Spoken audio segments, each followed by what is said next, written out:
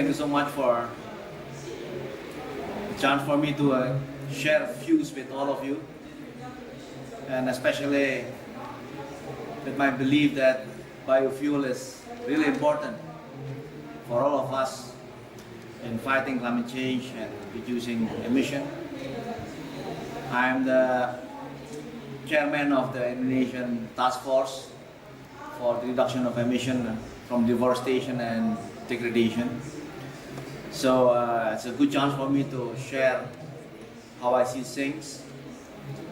But unlike Hugo, he shared his views with regard to the globe. I'm just limit my perspective on the Indonesian case because I'm responsible for Indonesia, although I understand that I have to go beyond Indonesia when it comes to developing right policy on biofuel and emission reduction. Maybe some of you already know that Indonesia is basically use this.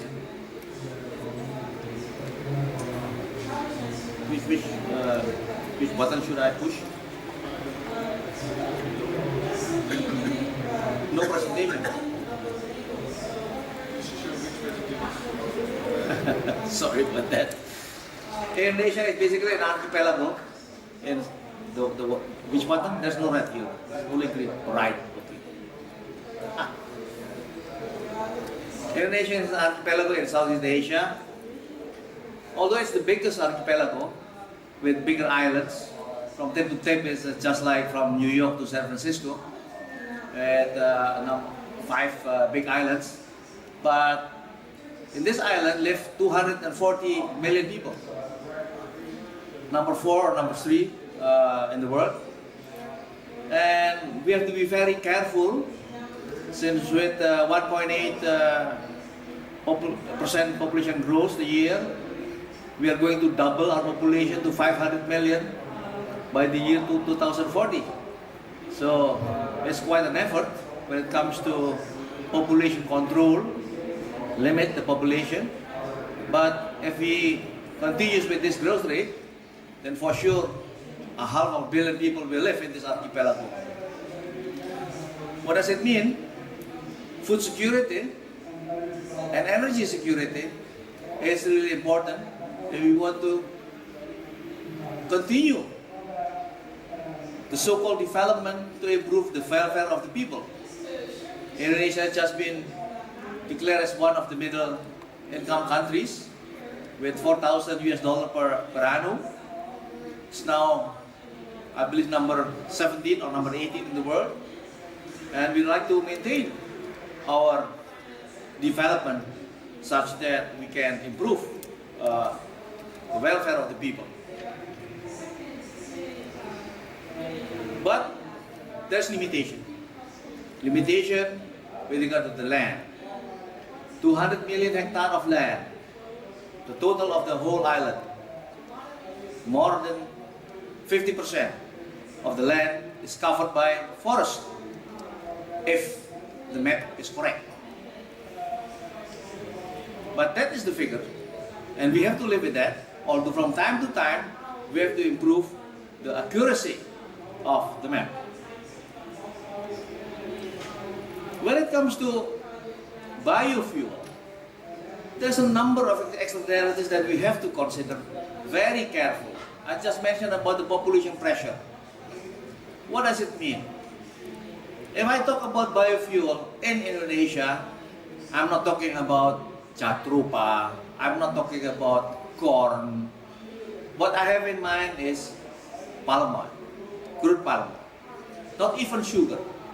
We don't have enough land to have a big sugar plantation. But when it comes to palm oil plantation, it's already the number 1 in the world. So we have to live with this fact. So biofuel, when it comes to my understanding, is CPO. Question is, how do you see the CPO in the future? How do we see oil and gas in the future? And it's a matter of price and technology. Price, supply and demand. How do we foresee the supply and demand coming in the coming 20 years from now? Now I understand, just 10 years ago, US is an importer of energy.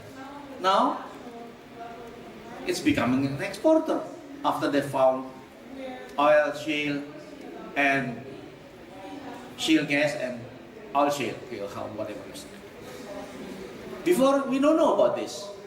Now, all this shale oil and shale gas is becoming something that is really interesting to watch. The price of gas is depressed. Qatar has some quote-unquote problem with the gas price. So if the gas price is getting lower and lower, can the CPO or the biofuel coming from CPO compete with this? So this is what I mean with the price and technology, supply and demand, and the macro things beyond the territory of Indonesia border. The fuel subsidy. Now, our fuel are still subsidized by the government. Again, can the biofuel compete with this subsidized fuel coming from the fossil fuel? And again, as I mentioned about population pressure. So, if we want to utilize the biofuel coming from the CPO, then we have to be very careful. Where are these plantations? Whether it's close or not too close with forest. Will there be a pressure coming from the palm oil plantation to the forest? Will there be a pressure from the population who needs more space if you have 1.5 billion people living in that archipelago in the coming 25 years? There will be pressure coming from all over areas. So this is something that we have to consider very carefully.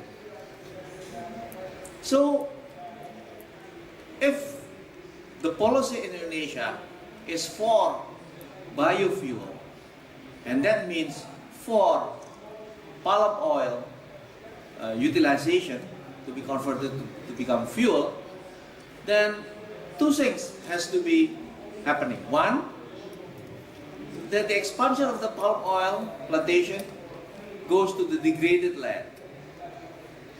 Two, we have to improve the productivity of the current productivity of this palm oil plantation. Well, I can tell you that when it comes to productivity, our productivity is about half than the productivity of palm oil plantation in Malaysia. So there's room for improvement. But again, improving this productivity is something that will not come automatically. You need incentive, you need policy to do that. And the second and the third is that you have to have a clean map of integrity with high integrity. That is something that is really important to be considered. So, how much degraded land do we have? We are still in the process of having one map. I'm proud to tell you that as chairman of the Red Plus program in Indonesia, we have 10 working groups working in parallel. One is the agency establishment, development, MRV, funding instrument, funding mechanism. But one thing that is really important is the one map program. One map. Previously, actually up to now still, there are ministries who has more than one map, depending on their mission of the unit in the ministry. So it's very difficult when it comes to making a decision with regard to the land zone or land utilization if you have more than one map. So we have a program of one map. With the current map, it's still in the process. We do hope that by end of next year we have a much better one map than the one that we have at the moment. At the current one map program, we already make an estimate that we have around 30 million hectare of degraded land. But people still question about that. Some say it's not more than 6 million, another say it's close to 40 million. Well, because of the map is not there yet, we got difficulties in deciding which one is correct. But see, if we can come up with a clear estimate of the land that's degraded, where it's located, and how big the area is in a particular location, then we can come up with a better policy on how to make use of this degraded land. An example, this is something that is pretty familiar, in which there are so many overlaps between mining, plantation, agriculture, forest, and that's actually the result of so many maps. The Ministry of Mines and Energy have their own map, and they don't coordinate when issuing license for a mining operation. At the same time, the Agriculture Ministry come or issue licenses for their own plantation, for their own purposes. The Land Bureau come with their own, license. So in a sudden we realize that there are so many overlaps like that. We have to solve this problem. Otherwise, we never can come up to a clear and concise, solid policy with regard to this biofuel or the utilization of degraded land. The President already declared that we need one map. So this one map program, part of this RED Plus National Task Force program, is so important, because otherwise it's very difficult for us to make decision on this, not to see policy with regard to the biofuel. So by having this one map can be used as reference, as a standard, as a database, and as a geoportal. This is the technical part. The non-technical part consists of many other issues, social things, forestry,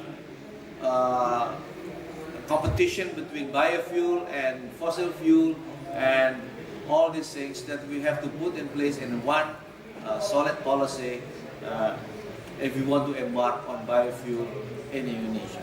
I thank you so much for your attention, and if there's any question, you can raise that later on. Thank you so much.